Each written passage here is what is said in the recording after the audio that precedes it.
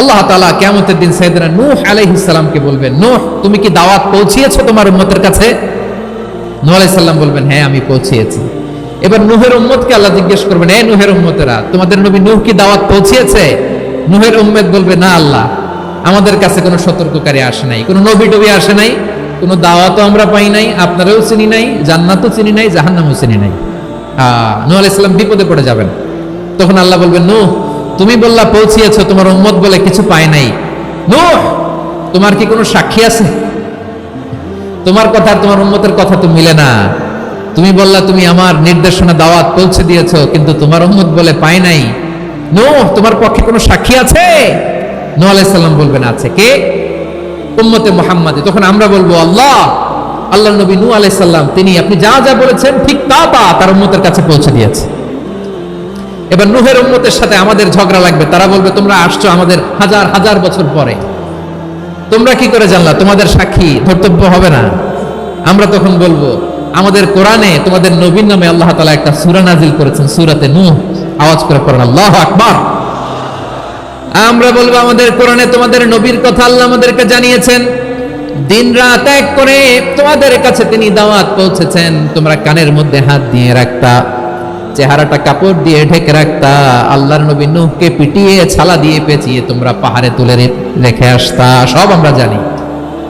আমরা যখন বলবো এই কথা, নূহের উম্মত চুপসে যাবে। তখন আমরা সত্য বলেছি কিনা এটা আল্লাহ তাআলা জানতে চাইবে বিশ্বনবীর কাছে। তখন বিশ্বনবী আমাদের পক্ষে সাক্ষী দিবেন। আওয়াজ করে বলেন আল্লাহু আকবার। এজন্য আল্লাহ বলেন, নবী আপনি হচ্ছেন সাক্ষ্যদাতা, সব নবীদের উপর আপনি হবেন সাক্ষী, আবার আপনার উম্মতের সাক্ষীর উপর আপনি হবেন সাক্ষী। তার মানে নবী গো, কিয়ামতের কঠিন ময়দানে আপনি হবেন রাজ সাক্ষী। বিশ্বনবী কি সাক্ষী? আওয়াজ করে বলেন, রাজ সাক্ষী, সব সাক্ষীর বড় সাক্ষী। এজন্য বিশ্বনবীকে আল্লাহ তাআলা প্রথম যে বৈশিষ্ট্যটা দিয়েছেন সেটা হচ্ছেন শাহিদ। তিনি সাক্ষ্যদাতা, witness for all messenger of God and for all of us. সুবহানাল্লাহ পড়েন। তাহলে এক নম্বর বৈশিষ্ট্য বুঝতে পেরেছেন? বুঝতে পেরেছেন সবাই? মাশাআল্লাহ। আমার কলেজার টুকরা সিলেটের ভাইরা, বিশ্বনবীর ব্যাপারে মিথ্যা অপবাদ মৌলিকভাবে দিয়েছে কয়টি? 5টি। বলেছে তুমি মিথ্যাবাদী, বলেছে তুমি গণক, তুমি কবি, তুমি পাগল, তুমি জাদুকর। বিশ্বনবীকে যে এই 5টি অপবাদ দেয়া হলো, আল্লাহ তাআলা এটা সহ্য করেননি। এই 5টি অপবাদের বিপরীতে আল্লাহ তাআলা বিশ্বনবীর 5টি চমৎকার বৈশিষ্ট্য উল্লেখ করে সূরাতুল আহজাবের 2টি আয়াত নাযিল করেছেন। আওয়াজ করে পড়েন আল্লাহু আকবার। 5টি চমৎকার বৈশিষ্ট্য সূরাতুল আহজাবের ভেতরে রব্বুল আলামিন উল্লেখ করে আমাদেরকে জানিয়ে দিচ্ছেন, ইয়া আইয়ুহান নাবিয়্যু ইন্না আরসালনাকা শাহিদান ওয়া মুবাশশিরান ওয়া নাযীরা ওয়া দাঈয়ান ইলাল্লাহি বিইذনিহি ওয়া সিরাজাম মুনীরা। পড়েন আল্লাহু আকবার। রব্বুল আলামিন ডেকে বলেন, ও নবী, নিশ্চয় আমি আপনাকে সাক্ষ্যদাতা রূপে প্রেরণ করেছি, সুসংবাদদাতা রূপে প্রেরণ করেছি, সতর্ককারী রূপে প্রেরণ করেছি, আল্লাহর দিকে আহ্বানকারী রূপে প্রেরণ করেছি, আর আলো দানকারী চেরাগ রূপে, প্রদীপ রূপে প্রেরণ করেছি। পড়েন সুবহানাল্লাহ। 5টা বৈশিষ্ট্য। 1 নম্বরে আল্লাহ তাআলা বলেন, হে নবী, নিশ্চয় আমি আপনাকে সাক্ষ্যদাতা হিসেবে প্রেরণ করেছি। সাক্ষ্যদাতা, বিষ্ণু ইসলাম সাক্ষ্য দিবেন, এজন্য শাহিদ। শাহিদ মানে সাক্ষ্যদাতা। আওয়াজ করে বলুন, শাহিদ মানে কি? তিনি সাক্ষ্য দিবেন। মুবাশশির, 2 নম্বর বৈশিষ্ট্য হচ্ছে তিনি মুবাশশির। মুবাশশিরুম বিরাহমাতিল্লাহি ওয়া বিল জান্নাহ। তিনি আল্লাহর রহমতের সুসংবাদ দেন, তিনি আল্লাহর জান্নাতের সুসংবাদ দেন। সুবহানাল্লাহ পড়েন। 3 নম্বর বৈশিষ্ট্য হচ্ছে নাযীর, তিনি সতর্ককারী, ওয়ার্নার। তিনি সাবধান করতে এসেছেন, রিমাইন্ডার দিতে এসেছেন যে আল্লাহর পথে যদি না চলো, শিরকি কাজ যদি না থামাও, তাহলে এমন আযাব আসবে আল্লাহর পাকড়াও থেকে তুমি বাঁচতে পারবে না। তিনি নাযীর। বিষ্ণু ইসলামের 4 নম্বর বৈশিষ্ট্য হচ্ছে দাঈয়ান ইলাল্লাহ, তিনি আল্লাহর দিকে আহ্বানকারী। এই যে আমরা আমাদেরকে পরিচয় দেই যে আমরা দাঈ, বলি না? বলি যে উনি হচ্ছেন একজন দাঈ ইলাল্লাহ। বহু বচন আমরা বলি আদ-দুআত ইলাল্লাহ। এটা কোরআনের এই আয়াত থেকে এসেছে। সুবহানাল্লাহ পড়েন। ওয়া দাঈয়ান ইলাল্লাহি বিইذনিহি, আল্লাহর আদেশে বিষ্ণু ইসলাম আল্লাহর দিকে মানুষকে ডাকেন। এবং বিষ্ণু ঈসা ইসলামের 5 নম্বর বৈশিষ্ট্য হচ্ছে সিরাজাম মুনীরা, আলোদানকারী প্রদীপ, আলোকদীপ্ত প্রদীপ, যে আলো দিয়ে তিনি গোটা বিশ্বকে আলোকিত করেছেন। আওয়াজ করে পড়েন আল্লাহু আকবার। তাহলে মোট 5টি বৈশিষ্ট্য নিয়ে আমরা কথা বলবো বিশ্বনবীর। আওয়াজ করে বলুন কয়টি? 1 নম্বরে হচ্ছে শাহিদ, বিশ্বনবী সাক্ষী দিবেন। কি দিবেন? He will be witness for all prophets and for us. তিনি নবীদের উপরও সাক্ষী দিবেন, আবার উম্মতের উপরও সাক্ষী দিবেন। সুবহানাল্লাহ পড়েন। কিয়ামতের দিন আল্লাহ তাআলা প্রত্যেক নবীকে জিজ্ঞেস করবেন যে তুমি কি তোমার উম্মতের কাছে আমি যা যা পৌঁছাতে বলেছিলাম পৌঁছিয়েছো? নবীরা বলবে আল্লাহ আমি পৌঁছিয়েছি। নবীদের কথা ঠিক কিনা, সত্য কিনা, এর সপক্ষে তখন বিশ্বনবী সাক্ষী দিবেন। সুবহানাল্লাহ পড়েন। এজন্য রব্বুল আলামিন বলেন ফাকাইফা ইযা জিনা মিন কুল্লি উম্মাতিন বিশাহীদিন ওয়া জিনা বিকা আলা হাউলাই শাহীদা। তখন কেমন হবে যখন প্রতিটি উম্মত থেকে আমি একজনকে সাক্ষ্য হিসেবে বের করে আনবো, আর তাদের উপরে নবী আমি আপনাকে সাক্ষ্য বানাবো। পড়েন সুবহানাল্লাহ। তাহলে সব উম্মতের ব্যাপারে সেই উম্মতের নবীরা সাক্ষ্য দিবে, আর ওই নবীদের উপরে আমাদের নবী বিশ্বনবী সাক্ষ্য দিবেন। সুবহানাল্লাহ পড়েন। এজন্য বিশ্বনবী হচ্ছেন শাহিদ। শাহিদের আরেকটা ব্যাখ্যা হচ্ছে বিশ্বনবী ঈসা ইসলাম আমাদের সাক্ষীর উপরে তিনি সাক্ষী দিবেন। তিনি নবীদেরও সাক্ষী, আবার আমাদের উপর উম্মতের উপরও সাক্ষী। সুবহানাল্লাহ পড়েন। রব্বুল আলামিন বলেন وَكَذَلِكَ جَعَلْنَاكُمْ أُمَّةً وَسَطًا لِتَكُونُوا شُهَدَاءَ عَلَى النَّاسِ وَيَكُونَ الرَّسُولُ عَلَيْكُمْ شَهِيدًا। আর অনুরূপভাবে আমি তোমাদেরকে মধ্যমপন্থী উম্মত হিসেবে তৈরি করেছি, প্রেরণ করেছি। ব্যালেন্সড উম্মাহ, মধ্যমপন্থী উম্মাহ হিসেবে প্রেরণ করেছি, যাতে করে তোমরা সবার উপরে সাক্ষ্য দিতে পারো, আর যাতে তোমাদের নবী হতে পারে তোমাদের উপরে সাক্ষ্যদাতা। পড়েন সুবহানাল্লাহ। আমরা হচ্ছি ব্যালেন্সড উম্মাহ, আমরা সবার ব্যাপারে সাক্ষ্য দিব, আর আমাদের উপর সাক্ষ্য দিবে স্বয়ং বিশ্বনবী। সুবহানাল্লাহ পড়েন। তাহলে আমাদের নবী নবীদের উপরও সাক্ষী, আমাদের উপরও সাক্ষী। সেই বুখারীতে এসেছে।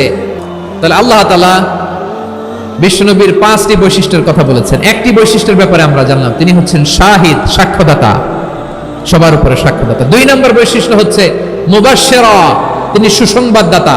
সিলেটবাসী আওয়াজ করে আমার সাথে বলো মুবাশশিরা, মানে সুসংবাদদাতা।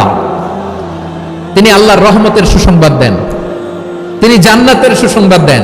এই উম্মতের মধ্য থেকে যারা গাফেল, যারা অবাধ্য, যারা সীমালঙ্ঘনকারী, তাদেরকে বিশ্বনবী আল্লাহর রহমতের সুসংবাদ দেন।